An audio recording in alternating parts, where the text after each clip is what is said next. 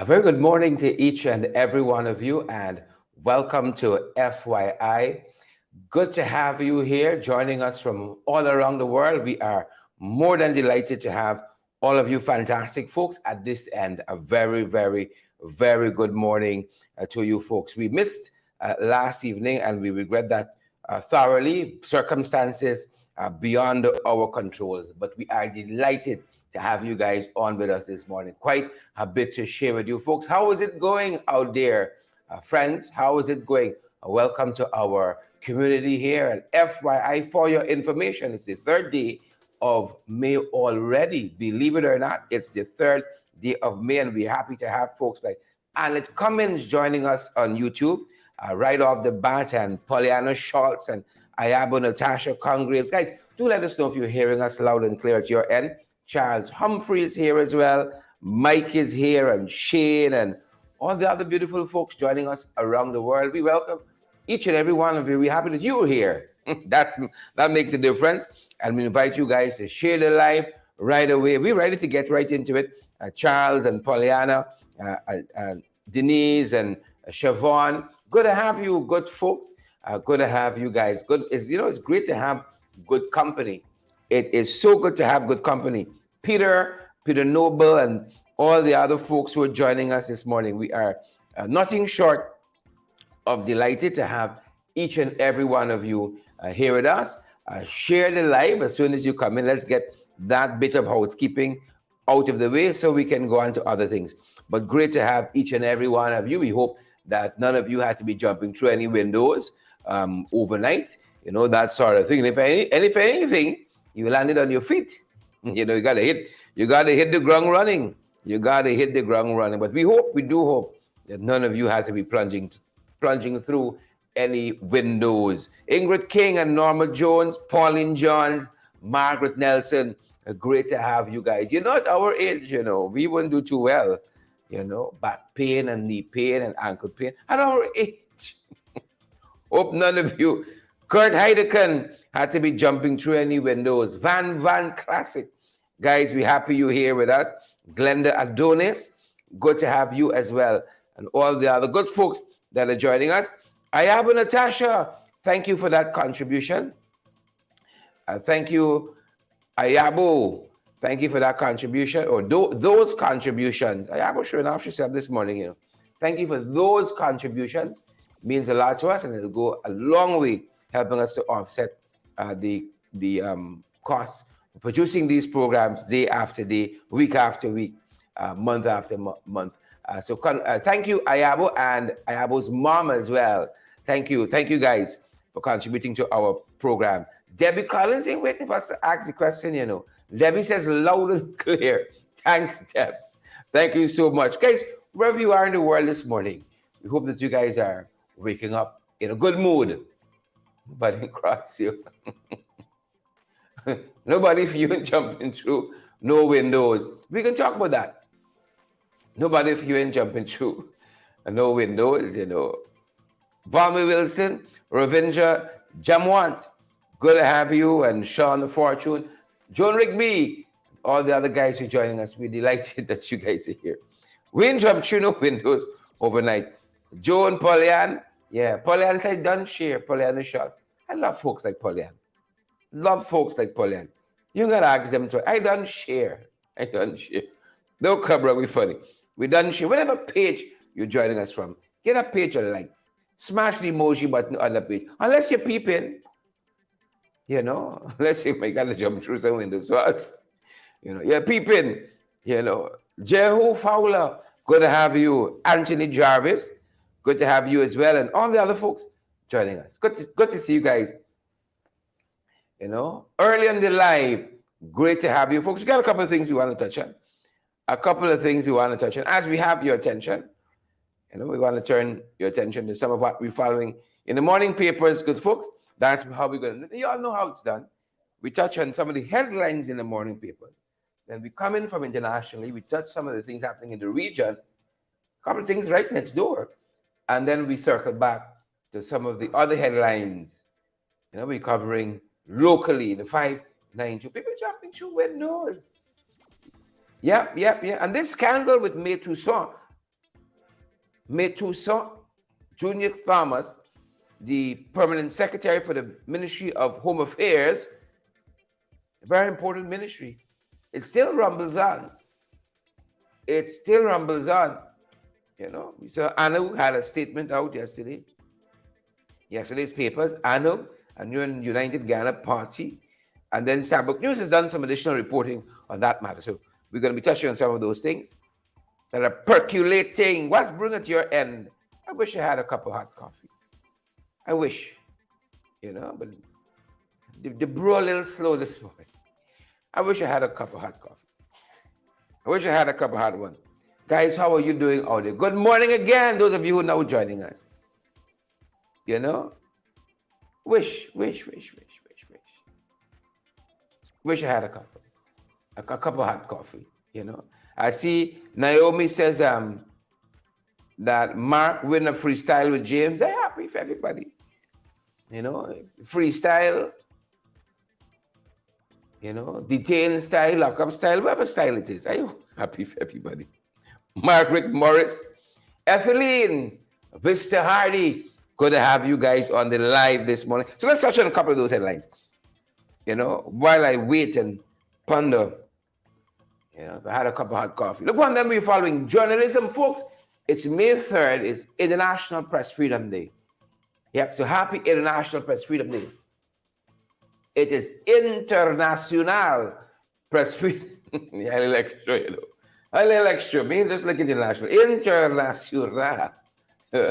Folks, it's World Press Freedom Day. We're doing so well locally. We're not doing so well locally at all. So I give it to you, Black.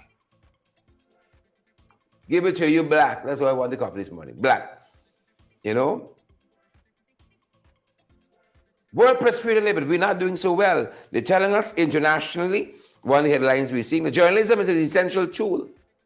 It's an essential tool for maintaining regional transparency and accountability. And this is the Association of Caribbean Media Workers. If I'm wrong, the Association of Caribbean Media Workers is an indispensable part of the democratic process. I'm talking about press freedom. And unfortunately, we have a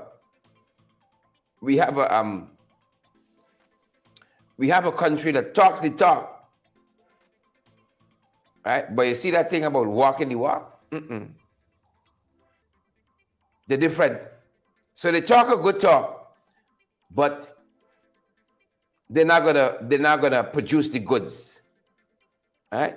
And again, the Association of Caribbean Media Workers says on this International Press Freedom Day, the theme is shaping a future of rights, freedom of expression as a driver of all human rights. Right? And it's throwing the spotlight on the invaluable role of freedom to receive and impart ideas. Them boys don't want this. These lofty ideas. Now, this is what the Association of Caribbean Media Workers are saying. Right? They said this freedom to receive and impart ideas is a very important aspect of the right, you know, to freedom of opinion and of expression that is enshrined in the United Nations Commission on Human Rights, that charter there. You know, it's an indisputable part of the democratic process. But where we are, guys, I want to hear these fancy things, you know, and this year especially, you know, they don't get all of those photo ops that they're looking for. And I'm happy that the media is there to hold all of us accountable. That is a very, very important role. Unbiased news, fair and balanced coverage, it's very important. You know, state media don't espouse those virtues. The opposition is pretty much shut out of any coverage. The activities of the opposition, shut out. They can't espouse these high virtues by any means. You know, and again, I want to commend the Caribbean Media Workers. for telling us and walking us through how important it is, right? The whole role of press freedom, the absence of freedom. Their statement says, more often than not, through the media, the public cannot be properly educated and informed about other human rights, which they are entitled to. Right? So they're urging Caribbean decision makers to utilize the rapid advances of social media as a mass communication tool to facilitate, not one way, that's what them boys like. They must do all the talking, but two-way flow of information on all public interest subjects that touches and concerns the many facets of the other human rights. That's very important. Extremely, extremely important. And so, folks, Beatrice, Selby, and Pauline Chalmers, and Donna Daly, those are some of the issues that we're following this morning. One of the issues that we're following, making the headlines this morning. And here's another one of those things that we're looking at. Another one of those headlines. Yep, this one says, Venezuelan ran brothels in Guyana. The authorities have demolished, closed down several. Y'all have seen the opportunities. It's one of the things of being, new to a country. You see opportunities sometimes the natives don't see. Imagine that. As negative as it is. Opportunities abound. Venezuelan come here and trying to traffic you and I. What story is this? What story is this? They come right here and they're trying to traffic us. Debbie Collins, Little Jacobs, Van, yeah, not Bratello. Singular, plural. Right? But I want to say kudos to the authorities. Again, the CIA and the U.S. authorities visited with the installed Attorney General and said, we don't only want to see arrests, we want to see convictions. Right? Because they know them boys take a little blind and allow things to pass. We don't only want to see arrests and charges, we want to see convictions. That's important. Right? So this Venezuelan woman was apprehended, and the authorities said they shut down several brothels. You see, several brothels they shut down. So a lot of people don't have those windows to jump through. A lot of people chinsing, and it comes. A lot of people no longer have those windows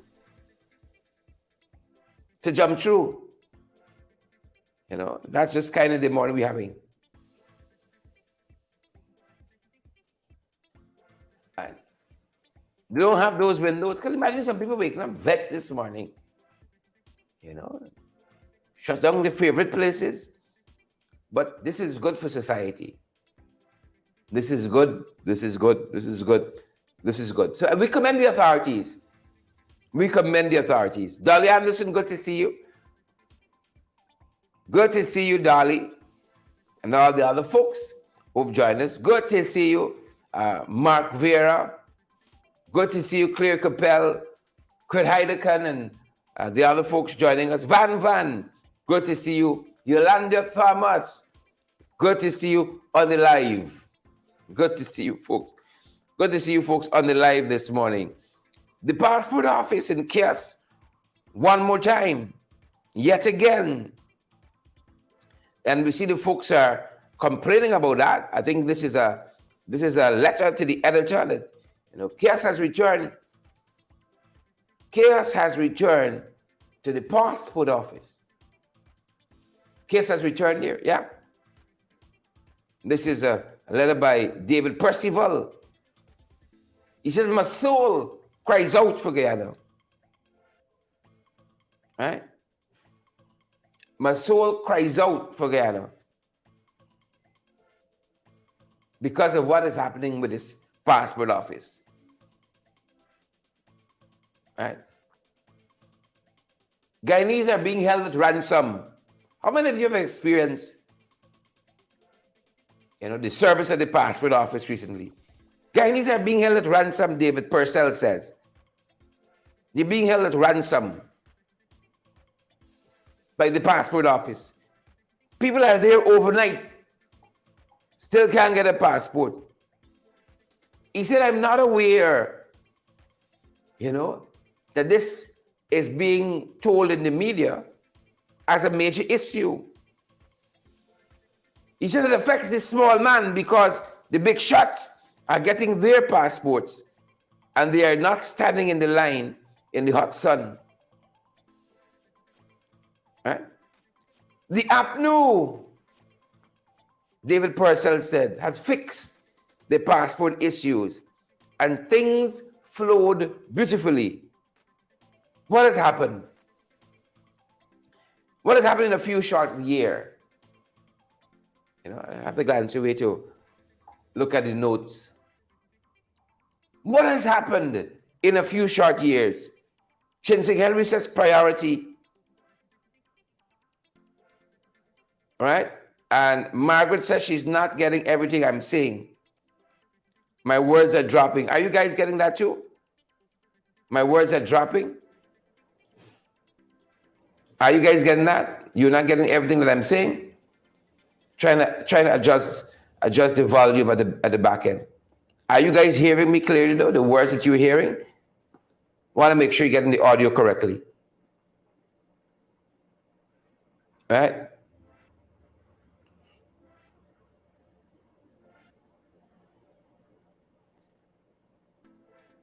All right, folks saying loud and clear, no problem here. No problem here, loud and clear. Paul says loud and clear. Pauline says loud and clear. You see them little mango. See them little mango pelters, y'all. Somebody say Wi-Fi bad. I rather be your friend. He said the Wi-Fi bad. Karen, Maxine says loud and clear. Sean says loud and clear. All right, well, we gotta go with that. Right, loud and clear testing, loud and clear. I love the guys. We love the feedback, loud and clear. Right. Ramesh Singh says all good here. Ramesh Singh. Bernadette Duncan says loud and clear. Right. My guy invested in a good food. My guy invested in a good food. Thank you very much, folks. The coffee has arrived. The coffee has arrived. Yeah. Loud and clear, no problem, right? And I'm in Atlanta. Neon Harding says they're in Atlanta and no problem there. So Purcell is complaining. I want you to understand that. This is a letter writer in his own deliberate judgment. He says, chaos has returned to the passport office. Chaos. The APNU had fixed this is in today's Kaito News, for instance. The APNU had fixed the passport issue and things flowed beautifully. What has happened in a few short years? Folks, you can stifle your conscience, but the facts are there. When the last government got into office, there were lines and worked tediously to fix them. I think that passport office fell on the former commissioner of police, who was a minister in the last government, and fix that issue. Leadership and governance, you got to fix problems. But we got in the administration, they good at blaming. Was APNU. Was everything bad? Was APNU. They still had a country to inherit though. Right? Everything bad. But the last administration fixed problems. Fixed problems. And that is one of the problems that David Purcell, in his own deliberate judgment, says, this thing was flowing beautifully under the last administration. Right? Naomi Drucker says nobody was going anywhere on the APNU. Guyana was nice. PPP come and everybody running to the passport office. All right? So that's one of the headlines we're following. David Purcell in his own deliberate judgment. coming to those conclusions in his own deliberate judgment. But there's some repair works going on to the Rupert Craig Highway, and they're advising Cheryl Welch and Cheryl Mulray, and all the Cheryls come this morning. Beatrice and Waveney Moore, they're advising us that we proceed with caution there. I gotta tell them, buses especially. Folks, Guyana has a bus culture unlike any place else in the world. Our bus culture. You see when them boys come in, old boys pull in the car now. I pull over. You know? Yes. In defiance of that rebel song, you step aside and let the little boys pass. I step aside and let the buses pass. When the boys coming through. Yeah. Give way to buses. Godfrey Montaigne, Leonard Jacobs. So watch out there. You're going to be traversing the Rupert Craig Highway, or you are traversing the Rupert Craig Highway. You might want to watch out there, folks. The folks are going to be doing some work. Some work down at that end. So watch out. Watch out, good people. Watch out, watch out, watch out. So that's some of the things, guys, that we're following this morning. Some of the things that are making the headlines, making the morning papers. Where we are, how things we are there. Do tell us. Do tell us how things where you guys are. Leonard Jacobs and Godfrey. Indrani Draikaran, good to have you. And Gil Alicock is here as well. Rondo Gordon, how things where you folks are. Well, of course, we're going to now change pace a little bit. We're heading to some of the things we're tracking internationally, good folks. Some of those issues that we are tracking internationally. That's what we're turning our attention to now. And we got a couple of issues internationally, a couple of issues we're following regionally, and some of the stuff we are following back at home. Some of the other issues, you know. For those folks who know, joining us, we trust you only have no windows to jump through this morning. You only had a window to jump through. You know, I love what's happening in the U.S. though. Look what folks can do, you know, a bipartisan push. Look what folks can be up to, you know. Biden, the Democrats want to get some legislation passed. They reach out for support. It's important to them, you know. I admire that. We admire that. Even with January 6th, right? And all the convictions you had from the insurrection, as the Americans call it, the Trump supporters attempted in January 6th. Even with all of that, Trump inspired and all of that, Republicans still reach out. You know? You've got folks on the ground here who are accused of all manner of things in relation to election fraud. As trumped as those charges are, they're accused of all manner of election fraud. In 3 years, you haven't had one conviction in the court. You haven't had one conviction. But you have a government, an installed regime. They don't reach out. The Jacobats and the trench crappos, they don't reach out. They believe that all of the answers are reposed in them. And they could fall into error 1,000 times. As you will see in some of the items we're going to talk about this morning, they would not reach out for help. They're drowning. And if you come, they're asking, you have no? Before they get saved, you know. That's how they're smart. You have no? Who you vote for? Don't save me yet. Who you vote for? The Democrats reach out for support because it's important to their democratic process that there is some level of agreement. Nikki Chalmers, that's important in a democratic country. But the PPP operators, though, they win everything. They're behaving as though they're like Mia in Barbados. They win out 36. They win out 65. And even with that, Mia still reaches out to an opposition. Look what the Democrats are doing. They need to get some judges confirmed. They reach out for support. You see, they got a debt crisis on their hands, right? How can we find a way forward together? And it's amazing to me, Naomi and Dolly and Sharon and Gail, because some of the issues that you hear about, that you read about, that you see, seem to be intractable.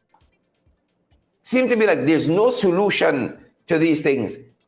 And then those people would spend hours and hours and hours together and hammer out a way that moves America forward. Not us. Not us at all. Not us. Many things we can still learn. Many things we can still learn. Fire of the PPP.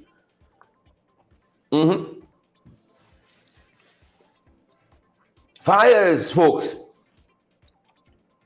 And this is at an oil depot in Russia. And of course, the pointing fingers there at the Ukrainians. They said they're using drones, Iranian drones, to douse water on this oil depot. Folks, the world has gone forward, you know.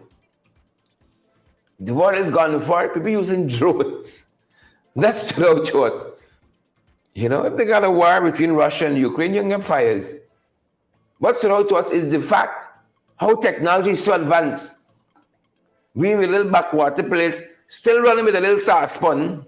Only Guyanese would know. You know, a colleague of ours told us, who lives in the diaspora, that her spouse, who is not Guyanese, you know, I'm born American. she always has to be like a dictionary explaining what these terms mean. We run with a little saucepan. You know, we little butter bowl for outfire. Them people using drones. You imagine we be there? And we don't want to work together. Government don't want to shed the vestige of party and partisan politics and work with the opposition to move this country forward. You see? We got to work together. Drones helping to out the fire there. You see? We got to bring an end to that war. I was happy to see CARICOM speaking out quite recently about this war in Ukraine and how it must come to an end. We got to talk about what's happening in Haiti, CARICOM. We got to talk about what's happening in Haiti. Sudan is another hot spot. You know, thousands of civilians trying to leave as that civil war in Sudan intensifies. You know, so our eyes are on that. Our eyes are on that. You know, these warring factions in Sudan, the Rapid Support Forces, led by General Mohammed Hamdan Delgado. And then you got the Sudanese Armed Forces led by Adel Fatwa El Burhan. Things are intensifying there. We were following some evacuations by the US of their citizens and families as well. And even the Sudanese, bred and born, trying to get out. You know, we should never allow our country to get to that limit. That's why we got to work together. That's why we got to work together. You know, El Burhan, Fatah El Burhan, and General Delgado overthrew the last administration of Omar al-Bashir, and now they can't work together. And the effects of that is ripping Sudan apart. We got to work together. We got to work together. That's the only way Guyanese is going to benefit from this oil money, you know, around the garden and so on. That's the only way Guyanese is going to benefit from this oil money. We got to work together. They're telling us that the Iranian president is visiting with Syria for the first time in a long time. the Iranian president, and the Syrian president trying to get a little backup, trying to get some sort of legitimacy back on the international stage. I don't know if Iran is the right place you want to look to see that. But it's interesting how, dictators assemble. It's quite interesting. The turn of phrase, Avengers assemble, is interesting how dictators, can assemble. And so here is Iranian President Ibrahim, Raisi, visiting there in Syria with their dictator, Bashar Assad. It's quite interesting. So we're watching that after a very long time. We're following, that's one of the things we're following. That's one of the things we're following at our end, good folks. Sharon Alfonso Evans, we see you there. Sharon says she's listening from Trinidad. Good to have you on board. Siobhan McDonald is here as well, and Kishan Sharma, Ramjit, and Alison Jones. Good to see you as well. Haiti, we told you, things are intensifying in Haiti as well. We'd love to see a more forceful CARICOM on the Haiti front. These are our brothers and sisters in CARICOM. And Haiti might as well been Sudan or Ukraine. And one humanitarian group is telling us that they're on the verge of civil war. I think they're already there. I think they are already there. And we picked up this story out of the Antigua, the St. Kitts and Nevis Observer, reporting on this issue. Right? This is the Mercy Corps or Mercy Corps. That is the humanitarian group. They say these guys are on the verge. Right? The Caribbean country is experiencing a hunger crisis as a result of both the deteriorating security and rising prices. Haiti is in its third year of a recession, and that's biting. We're gripped as a Caribbean region with all manner of things. There's a drought in the region right now. Huge effects on Barbados, huge effects on Jamaica, and to a less extent Trinidad. But Jamaica and Barbados really feeling the impact of this drought. So when you hear Mayor Martin talking about climate change, it's from a very, very acute understanding of what's happening and how it's affecting their island nations. And now you have on the other side there what's going down in Haiti. What's going down in Haiti? Interesting. And I think finally, folks, as we touch on these regional issues, Cuba now, own problems, own shortages they're experiencing there. And they're telling us that fighting is breaking out over fuel. People having to line up. They got holidays coming up, and people got to cut back. You got to ration. You got to ration. Folks don't want to do that. Folks don't want to do that. So major headaches across the region. When you look at it, and the challenges to Caribbean leaders are graver than they ever were.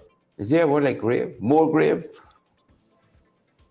Most grave, is it? Is my superlatives correct? Right? They said Cuba is experiencing its worst fuel shortage in years since April. Right? Its worst fuel shortage in years. Some people have gone without fuel for days. Lines go on for blocks. Right? And of course, people start to get agitated after a while, and then there's trouble. After a while, there's trouble. It's all manner of things throughout the region that we're following. Another triple murder in Trinidad. This time in Santa Cruz, 3 men at a bar, mowed down in a hail of gunfire. In a hail of gunfire. You know, is CARICOM still relevant? You understand why in Trinidad you had that crime conference, crime seminar, symposium quite recently? It's madness right across the region. You know, we brought you guys in from Haiti right down, showing you what's happening. Oh, tough days ahead. That's why we need leadership. Suriname next door. You know, rioting. Santoki hands full, folks. Santoki has been kept busy. When last you heard from Irfan and Santoki? Right? When last you heard from them? They're telling us that 2 persons were killed in an uprising, right, in a village called Pekin Sharon, an indigenous community. On Tuesday, a local police station was destroyed. Several trucks transporting lumber were set ablaze in the village in the Para district in Suriname. Santoki hands full. Santoki hands full. Full. Yeah, that's what the folks are telling us there. I think here's where we now coming to 592. You know, 592, folks. People jumping through windows and all manner of acrobatics in the 592. All manner of acrobatics. I think this country easy. It's not easy. It's not easy at all. Look what we're following this morning, guys. They're telling us this case where this security guard murdered this young woman, stabbed her 22 times in her bed in Sophia. No, 12-year-old son witnessed the whole thing.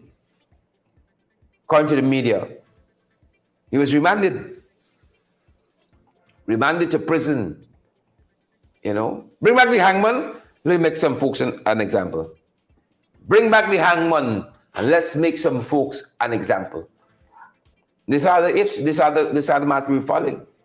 The murder of this policeman. He was having an affair with a man's wife. They lured him, the husband and wife together, lured him to the diamond home and had some men for hire, hit men for hire, shot him up several times, buried him in a shallow grave at Madawini on Linden Suicide Highway. Well, Interpol has issued a red notice. Wherever they go in the world, they can be known as fugitives, wanted. Wanted. The man and his wife fled, went overseas. And that's what the red notice means. They wanted people. Yeah. And nobody says what the fellow did was right. But clearly, come on now. You can take a man's life. Huh? You can take a man's life. And the lengths in which they went to. My God. So that's one of the things we're following, you know. We're watching this hospital, which the South was turned for in Bath. There, a hospital in Bath, right next door. Right next door. What's the village next door? Where the other hospital is? I know it's not Hope Jung. I'm hearing Hope Jung in my hand. Can't see my notes right now. I know it's not Hope Jung. Folks who on the corridor there on West Coast, Bobbies. What is the village where the hospital is currently? It's right next door. It's slipping me. Wife going to say, look, this one here now. Can't remember. Can't remember the village. Fort Wellington. I was hearing Hope Jung in my head. I know it wasn't there. Fort Wellington, right next door. Them boys going to build a 6.6. You go to Fort Wellington, you can't even get proper drugs. Right next door. In this one Guyana. Folks, this thing's is serious now. It's funny. It's so serious now, it's funny. In this one Guyana, right next door. Right? Naomi want to know if they plan to get the whole Guyana sick. Right? Everyone said all these private hospitals is government's plan on improving public health. All these private hospitals. Right next door, Fort Wellington Hospital. But the billing one, 6.6 billion. 6.6. So every community gets a hospital now. Every community gets a hospital. Every community gets a hospital. Siobhan Fraser says, them stronghold. Watching that? Watching that. You know, this fella here from Pashad Nagar, he like the regime. He's selling dreams too. You know, he's selling dreams too. That he could fast track your application for house. You see, the public, the citizenry, right? They take their lead from the scamps. They take their leads from the scamps. And so Ronald Saunders, the fellow's name, I'm certain no affiliation with the other Ronald Saunders, of 322 Pashad Nagar, you know, he said he could help fast track your land application. He got the inside contact. Right? He got some inside contact. He could fast track the whole thing. Well, people waiting, and then nothing happening. So Ronald Saunders before the courts. He before the courts. So Ronald out here, like them boys selling dreams too. Out here selling dreams. You know, can't every time don't do the crime. Again, it's International Day, freedom of the press. Right? Freedom of the press. Well, the Western diplomats that we have, Sierra and company, you know, they have said that access to public officials and information should be a norm. Even them hearing, see, I can tell you, don't waste your breath. What the PPP likes is the appearance of democratic norms. So they can talk a good talk, put on a good face, but behind that,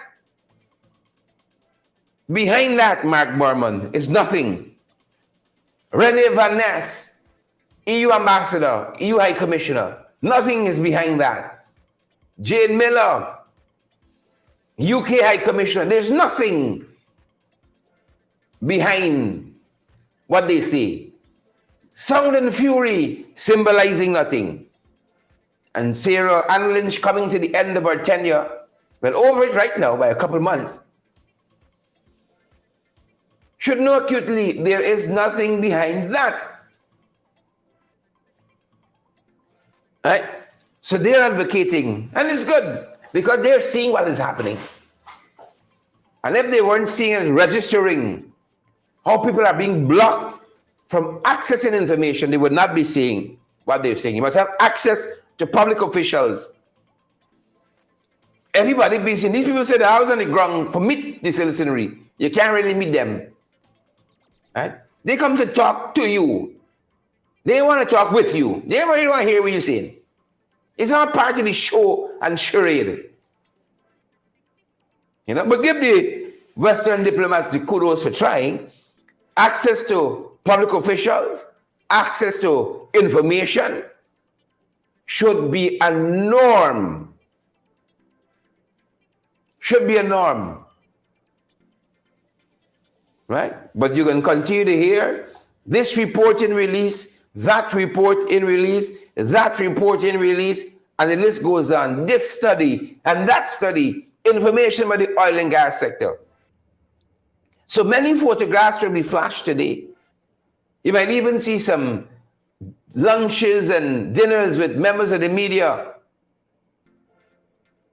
But they do not like the scrutiny, the current administration. They do not like the scrutiny. You see, they do not like the transparency. So they can talk a good talk, but the actions don't match. The actions don't match. You hear this chair creaking? The actions don't match. Why y'all girl Chase Green running from the electorate in constituency 12 in Georgetown? Right. So she's on the list, but not as the first past the post candidate. Chase Green should be ashamed to be a PR candidate. Right? Based on the amount of votes, the PVP gets in Georgetown, seats will be allocated. So there are two systems. There's the PR system and there's the first past the post system. The PR is the proportional representation. Based on the total amount of votes, seats are allocated. So she want to come through the back door. That's what she gone over saying, to the back door party. She should be ashamed not to be on the ballot after being mayor. Your policies, like the parking meter, are on the ballot. Y'all don't forget that with parking meter, Pat. But you see, she won't come through the back door. She knows Tocqueville and those allied areas that make up constituency 12 in Georgia would not vote her back in. She knows that. And the PVP knows that. But she won't come through the back door. But when you stand up with Jack Leon Hogg and so on, it's backdoor business. You're involved in. So no surprises that there's where Chase Green gone. So it is the first past the post candidate based on the votes in the constituency, the first candidate in the constituency, to pass the post with the most votes is the councillor elected. Right? The PR councillor, on the total amount of votes the party gets in Georgetown. I almost said region 4. In Georgetown, those seats are allocated. Right? So she don't want to. She don't want to go on the ballot because she has really know nobody will vote for her, and she should be ashamed. After 20, probably 30 years by now in City Hall, to be running from the electors, stand on your achievements, whatever they are, if there are any. Stand on the work you should have done. Go on the ballot and let the people make a choice. What is Chase Green going back to City Hall to do? 30 years on the council. If you knew nothing 20 years ago, you can do it now. If we don't have a shining city on a hill, by now with you there, we can get it. Chase Green and the people mean to waste the people's time. They mean to waste the people's time. I see Joan Ramachendo says she occupying space. What a disgrace. Cannot even put her name on the ballot. She should be proud, having served mayor, to say, these are lists of the accomplishments I had as mayor. Parking meter pack. Stand by that. Don't come through no back door. But all of you was a lie. Everything that you are was a lie. So now you're going back to your roots. Backdoor pat now. Parking meter, backdoor pat. Trying to sneak in the back door. You see? trying to sneak in the back door. Where PPP find these people from? See, Apnu saw who Pat was. And people do not understand that. Leadership does not conceal, it reveals. And Georgetown, when Chase Green had the opportunity, saw who she was. And rightly so, Apnu say, take a corner. You might be useful to us some other way, some other how, but take a corner. She vexed. She vexed, so she run out. She run out and run over. Where does find these people from? Where does find these people from? Run out and run over. Right? I see Shauna Green asking, where's constituency 2? Shauna asking, where is constituency 2? Folks, let me help Shauna. You know, we want folks to have valid, credible information. Shauna is asking, where is constituency 2? They're telling us constituency 2 is, so constituency 2 is Kitty North, Central, and South Sobrianville. Right? Kitty North, Central, and South, and Sobrianville. All of that swath of real estate is constituency 2. Kitty North, Central, and South, and Sobrianville. All of that is constituency 2. See, all of that's constituency 2. Can't put her name on the ballot. What a disgrace. 30 years at City Hall, and you crawling back in through the back door. What an absolute disgrace. What a disgrace. Right? And we saw Don Singh made some very startling revelations. Don Singh is a candidate for the PPP.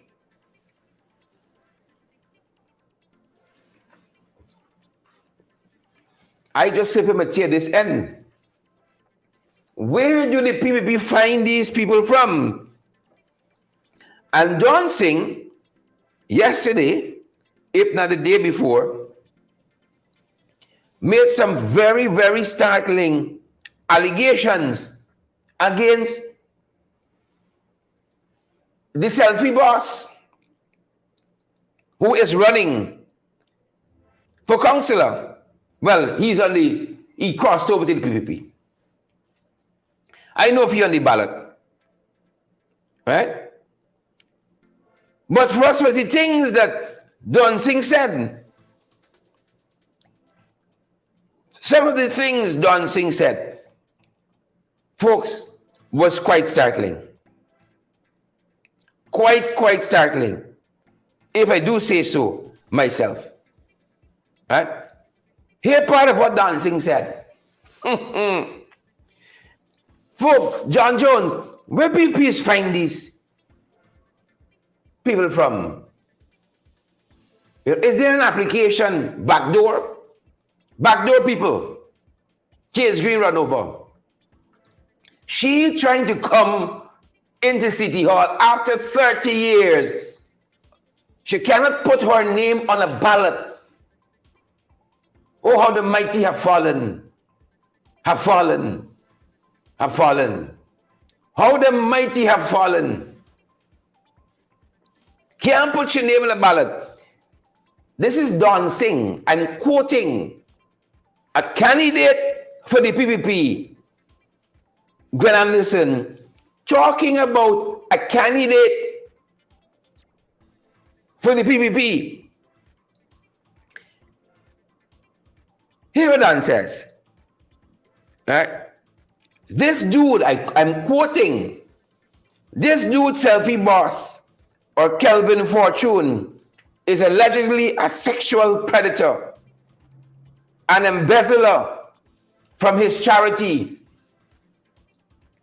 This is who PPP think, we should be shuddering in our boots. This is the red wave that Mr. Norton should be afraid about, right? Alleged sexual predator. This is the candidate, Don Singh, supporter and PPP member.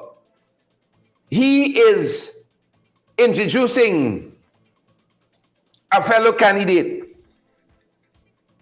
He's a sexual predator, allegedly, and an embezzler from his charity.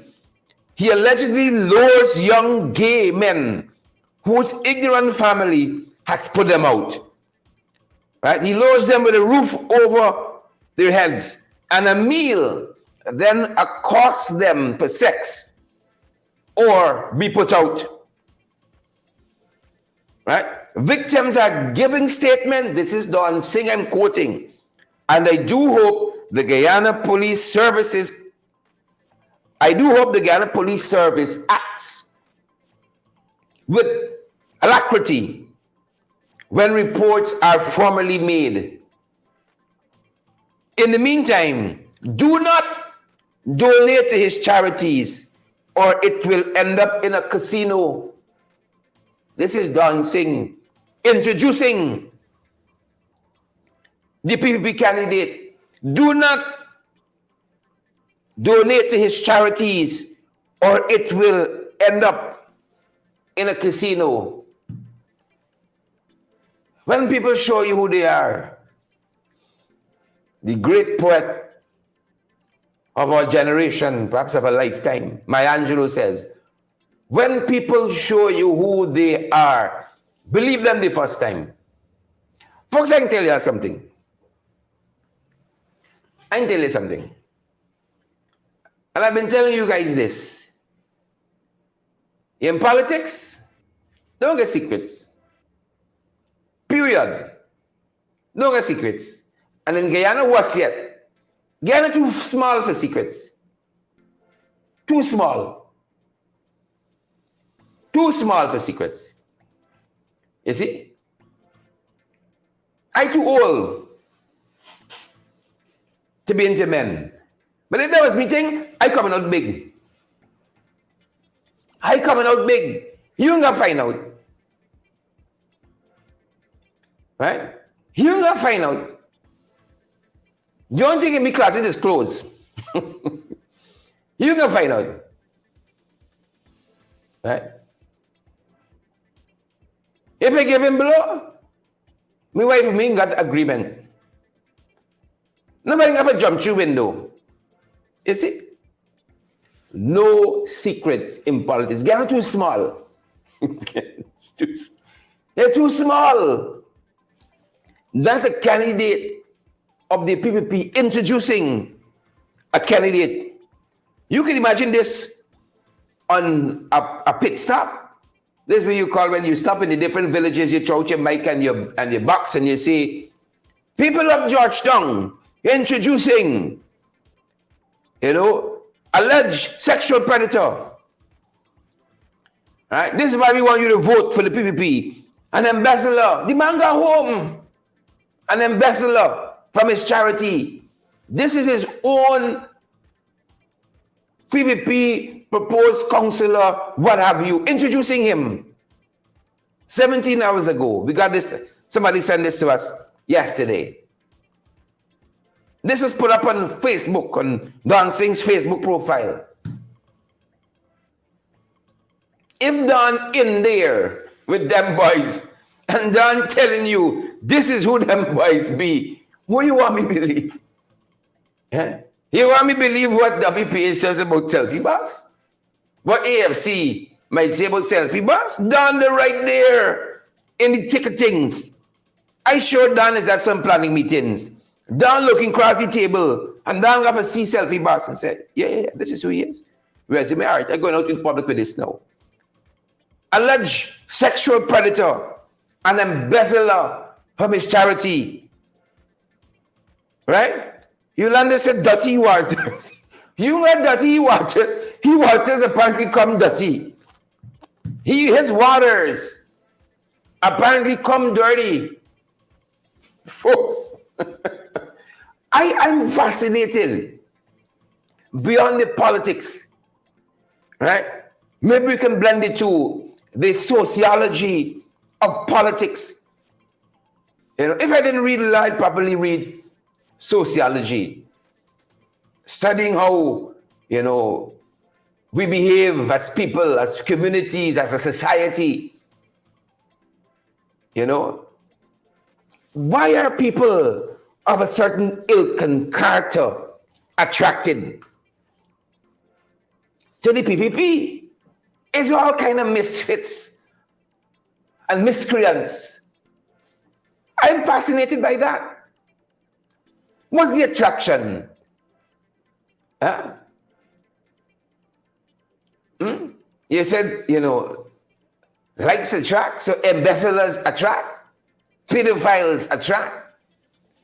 What was Don's words? I want to quote him: sexual predators are attracted to each other, they group. I mean, like, what are the signs? Is there some kind of what do you call it, the dark web-based put out notices? Sexual predators wanted, apply within Freedom House. Embezzlers wanted to run in local government election, apply before nomination day. Get a rare t-shirt, 10,000, a box of cook-up. I mean, like, how is this thing done? How is this thing done? Huh? How is this thing done? Alleged sexual predators apply within Freedom House. How is it done? Where are these applications put out? You know? So there's that on that hand, folks. There's that happening on that hand. We sat down with Sharma Solomon quite recently, former chairman of Region 10. You know, we asked him about his arrest over the weekend. You see, look who they arrested, Sharma Solomon, an honorable gentleman, and people with all kinds of things to the name, walking around here scotch-free. Scotch-free, hugging up with people of equal ilk. With folks of equal ilk. We sat down, we spoke with Sharma Solomon quite recently about what's happening on the campaign in Linden. And we spoke to him also about this arrest over the weekend, asking him, what's that about, Sharma? What's going down there? What's happening on that front? Take a look, folks, and take a listen. I'm glad we are having this opportunity to express what occurred a few nights ago. But more importantly, I'm encouraged by the expression of solidarity shown not only from people in Linden, but right across Guyana and the diaspora in terms of what is taking place in Linden and across Guyana as a whole. We knew earlier, as this campaign was unfolding, the sort of campaign that the People's Progressive Party had outlined. In fact, the chief architect of the local government on behalf of the People's Progressive Party, the vice president himself, outlined that they were going to ensure that the police was going to be used to pay attention to activists that are on the APNU lists.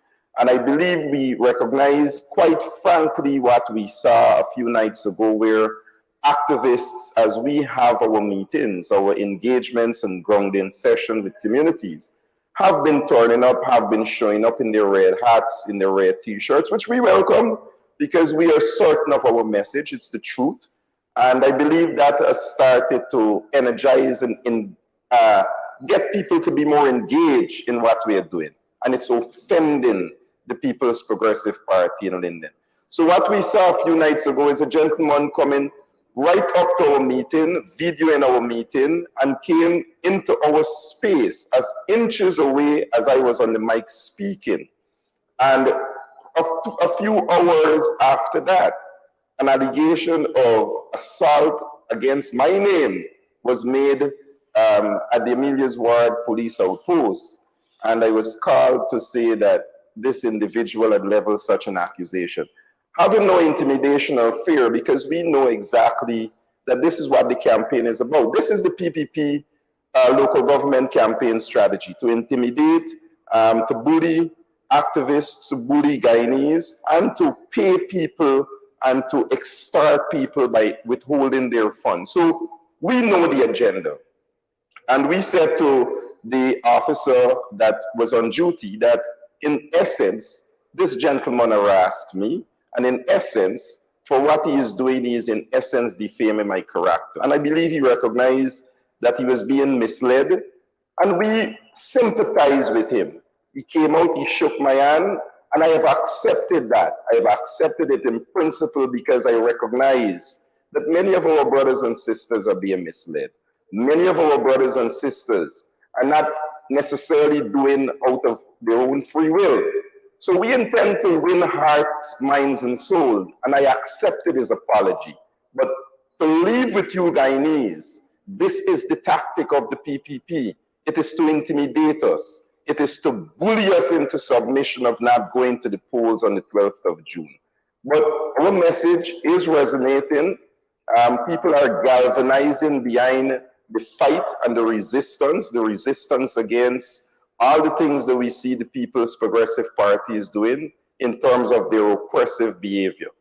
But in saying that, to answer your next question on our preparation and our forward movement for local government, we are, in essence, taking the fight to the People's Progressive Party. And I believe they recognize that is a fight that they cannot win.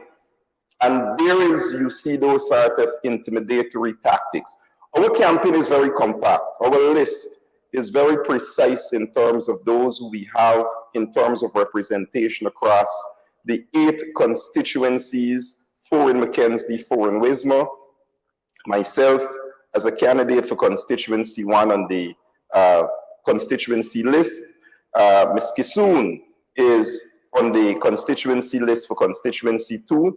We have several lawyers, teachers, and the young professionals who are on our constituency and PR list. So pound for pound, not only individual, as a team, we can match the PPP team and beat them hands down because of the level of competency we have on our list.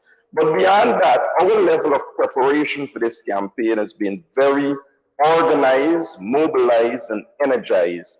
And I believe so far, we have put the PPP in a position where what you saw on nomination day represented in essence the facade to psychologically deter our people to believe that we're in this fight. But we're in this fight, and we are so far representing ourselves quite well, and we intend to dominate come the 12th of June at the local government elections. Mr. Solomon, you talked about these intimidatory tactics with the PPP, and one of the things they've been trying to gain some traction is that they have this big ground support. If they have all the support, why go to all of these lengths to dissuade people, to bully people? I think because the intent with what you saw in nomination, they have been dismantled. It have been, in terms of what they wanted to present of that groundswell of red t-shirts, was taken apart on 3 levels. There are those who have a right to support whichever political party that they choose. We hope that those rights are respected across the board, unlike what we saw in Letem and the bulldozing of the People's National Congress Party office. So we respect that right. Those people have a fundamental understanding of what they want to support. But the other 2 extremes go with those who are on the contract list, those who believe that they need to get the little handouts. Those are the people who believe they have to don those red t-shirts. And then on the next extreme are those poor unwilling souls of people who were extorted, who were told that if they don't come out with a red t-shirt, if they don't march, we heard the vice notes. We saw the intimidation. We saw poor people who had to stand in the rain, sheltering, because they felt they had no choice. So that was nomination day, in essence, in terms of the People's Progressive Party psychological tactic to make people believe that they have this groundswell of support. But we have dismantled that on those grounds. And I believe now what you're seeing in terms of their presence in the streets, their ability to command people's interests is no longer there unless they have those three positions to start to bully and to intimidate people to support them. Excellent. You're back on the ballot, as you said. You are heading your kind of constituency 1 year. For that constituency, and perhaps even for Linden on the whole, what are some of the challenges you have, and what are you bringing to the table? What exactly bringing to the table, having been elected? Well, I can speak as someone very involved in the campaign, co-managing it with my comrade Darren Adams. We have several pressing issues across the many constituencies. We can start with my own constituency up front. My constituency is broken down into 5 parts. We can start with the very first part of Bamia. And when we hear Bamia, we can understand right away a particular issue of major national concern of how this government is given to family, friends, and favorite resources, but at the expense of, for example, that school is over $300 million, and almost 2/3 of the money is spent on that school already. And we haven't seen properly the beams and the second floor up. So not only more monies will be requested for that school, but more time will be requested for that completion of that project. Now, what does that mean for those very unfortunate and less people with less resources in the Bami area? For now, they will have to send their children to the Amelia's Ward Primary, to the Regma Primary, or to the Karakara Primary, which means they have to incur for how long they don't know an additional $9,000 to do that. So now people are placed in a position where they have to think, do I send my children for an education, or in the morning, can I provide them with a breakfast? That is the tough decisions that people have to make because of the incompetence of what is happening in constituencies such as mine, by the government's decision to give projects that are beyond the ability of some of their supporters to do. So that's just one, but we can come right down to the constituencies. Constituency 2, we have the issue with the retrieve ball field, for example. This is a ground, since I'm a young man at 1992 at Mackenzie High School, never had a chance to use that facility because it was swamp and bush. But for a party a few weeks ago, the ministry and through the government injected almost $70 million into that facility.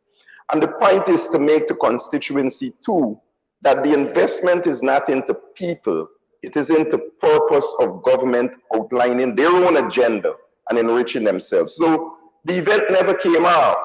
So the ground is the way it is. And 17 million was spent, not on people, but on an event. And I want people to appreciate that. Even the infrastructure of the road is done in a pitch-patch manner just to accommodate the event, not considering people were living in a miserable state in Purple Heart Street. We come to constituency 3, Mackenzie Sports Club, where the government intends to take from the people their cultural center, which have always served multi-purpose initiative, is now going to be controlled or intend to be controlled for one person or one purpose. But the people have started to organize to stop that. And in every constituency we can go on, even in constituency 8 with the synthetic track, that we see the Minister of Sports, without any shame, is prepared to take credit on the foundation of the previous administration's vision for transformational development in this community. The PVP cannot point to a tangible transformational program in their 3 years of administration, as against the 3 years of spending under the APNU AFC government. Because we must remember, after coming into government by 2018, the no confident motion caused the spending to stop. So there is no campaign of the People's Progressive Party in Linden except the intimidatory means by saying to people that we control what you want to do, and if you don't dance, you won't get it. And we have labeled that under something we call the looking for it culture, where they've put people in such a position that if you don't think you can get the drip drops, you won't dance, you won't wear your red t-shirt. And that is why you see people are taking some of the most unfortunate recourse of action to believe that if they don't support the People's Progressive Party, they wouldn't get any contracts, they wouldn't get any work. And what do you say to those folks who don't want to support the PPP party? They're not going to vote for them by any means, but they're disillusioned. No money in the pocket, nothing happening much with the economy. If anything, crime is spiraling. Say, I can stay home. Yes. Why is it important for them to come out and vote? No, I think that you made the point, because here is the IMF saying to Guyanese that over the past 3 years, and including this 2023, we're supposed to see in 60+% GDP. And it is in that said IMF report, we are seeing that we have over 50% of our people living in poverty and a large percent living in abject poverty. What that means is that in this richest country of the world, we found only a few days ago another oil well. Ask Guyanese if they feel attached and connected to the patrimony that should be theirs. No. So that is exactly why they should come out and vote. Because not only on those very macro issues, but the micro issues I spoke about earlier of being able to manage the resources in your community belongs to you. But fundamental to that is the return to local democracy that was brought back by the AP and UAFC government. And many times you hear people ask, but what did the last government did for us? Well, they brought back the ability for us to be able to go to the polls at local government and identify our local leaders and give us that true democracy where every person in your community have a voice to change the outcome of your situation. And I think that is fundamentally important why people should go out and vote come the 12th of June. Thank you very much, Mr. Solomon. No problem, sir. Yeah, the one and only former regional chairman of Region 10, Sharma Solomon there, talking to us about some of the issues happening on the campaign trail there out of Region 10, and especially Linden. He's representing constituency 1. He's the first past the post candidate in constituency 1. Now, I mean, Sharma, compared to anybody on the PPP list, is chalk to cheese. You know, we heard Darren Adams introduce Mr. Sharma as one of the constituency reps there in our sit down with him yesterday. And one of the things the current regional chairman, Darren Adams, said, is what Sharma brings to the table, right? What Sharma brings to the table. Look what people on the PPP list bring to the table. Alleged sexual predator, embezzler, parking meter pot. It's chalk to cheese. It is chalk to cheese. So I hope the folks from Linden watching, I hope the folks from Linden listening, folks, we do these programs not just to entertain you, especially those of you with relatives in Linden, tag them on the program, we little tin on the shares, share it back to your profile. You're viewing us from Linden. We want others to get credible, valid information as well. And this is how we think that you guys can be helpful. We're not just about the likes and the loves, but we asked you to do that because it helps the program in the Facebook algorithms, to get up in the news feeds and get other people to see valid and credible information. It's not just for the likes and the love. It's not just for the sake of sharing. We ain't about popularity here. People want to move the system forward. And these are good folks. These are good folks. You ain't got no embezzler here. Right? You ain't got no sexual predator here. You ain't got no scam.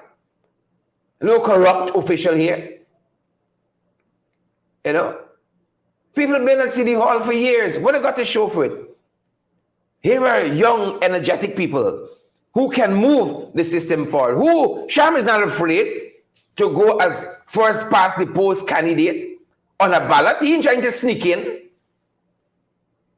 right? But here's a man who's worth his weight in gold, a leader par excellence.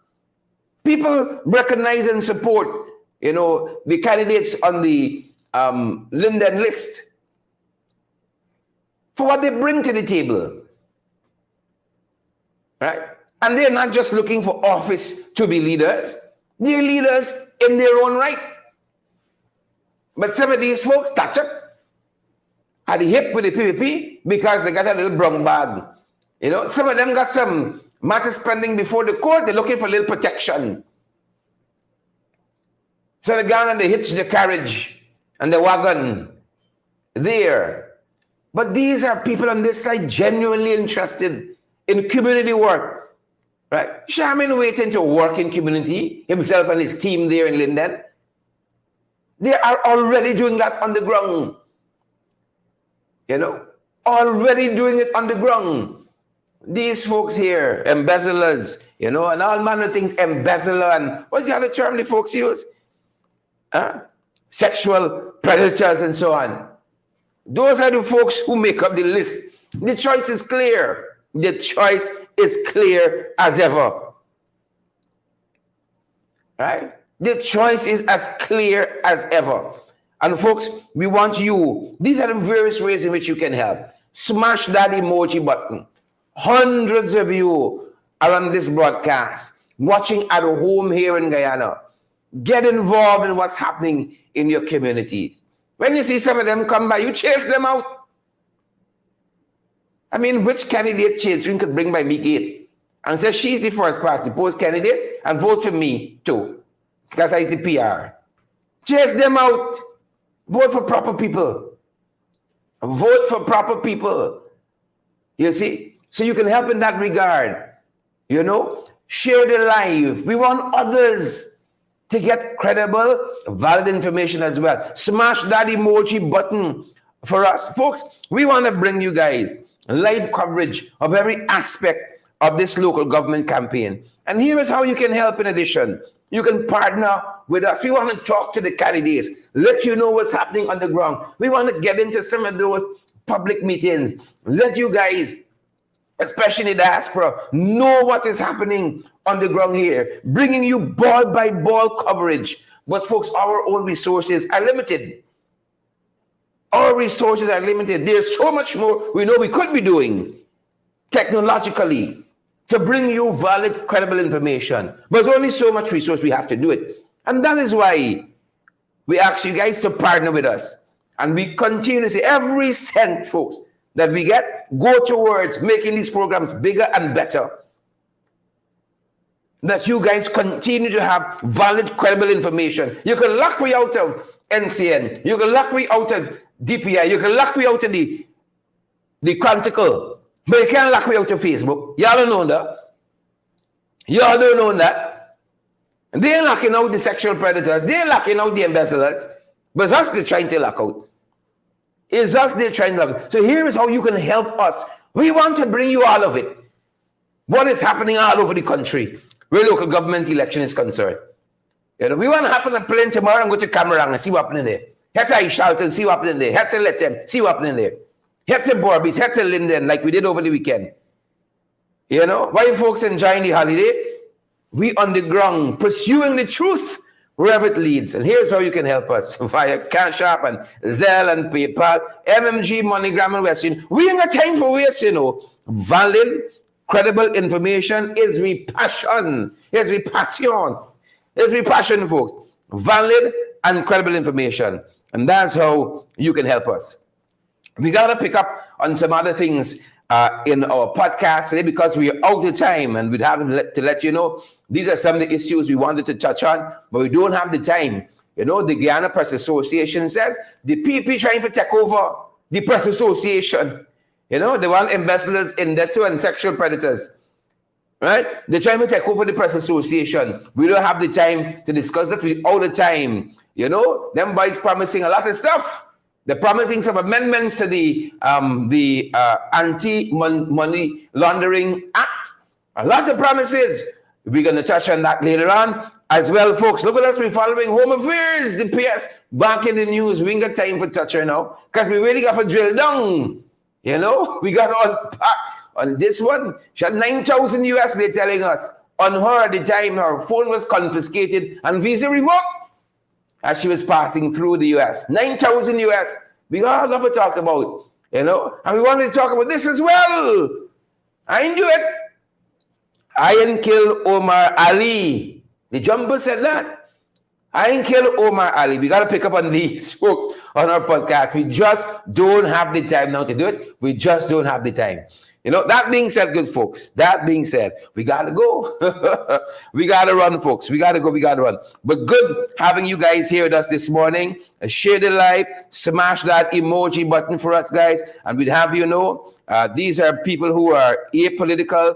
If you need a good justice of the peace, you're hunting out there for a good justice of the peace, you need a commissioner of votes to affidavits. We want to recommend the Alistair Collins firm. They are specialists in this regard, commissioners of votes to affidavit and justice of the peace. They're right down there at the Carrion Mall on Lamaha Street between Camp and Waterloo Streets. Carrion Mall on Lamaha Street between Camp and Waterloo Streets. Just a stone throw away from the passport office, and we know that you guys so often need a document notarized or signed by a JP or Commissioner of Votes to affidavit, and they're right there at the Carrion Mall on Lamaha Street. They open Monday through Saturday, 649 6410, 649 6410, 688 6448, 685 rather, 685 6448, 685 6448 is that other number. That's going to do it for us at this end, folks. We got to run off to other things. We got to hit the ground, pursuing more information, listening to the people, carrying that information to the National Assembly, bringing that information to you as well, folks. We're on the ground, so we got to run. We got to run. But good seeing each and every one of you on the live. John Jones, Rena Cummins, Annette, Rowena Williams, see, y'all confused me now. Gwyneth Anderson, Annette Cummins, Rena Williams. Good to have you guys on the live. Sheila Boy Child, good to see you as well. And all the other folks joining us, share the live before you go. Hundreds of you still watching us. Hundreds of you still watching us. But good to have you guys here. Gwyneth Anderson and Annette Cummins, Rena Williams, Sheila Boychild, Beatrice Selby. Good to have you, Siobhan McDonald, and all you other folks. Selena, good to see you, Selena, all the way in Canada watching us. That's our time. Good folks, and that's our program this morning. Stay safe out there.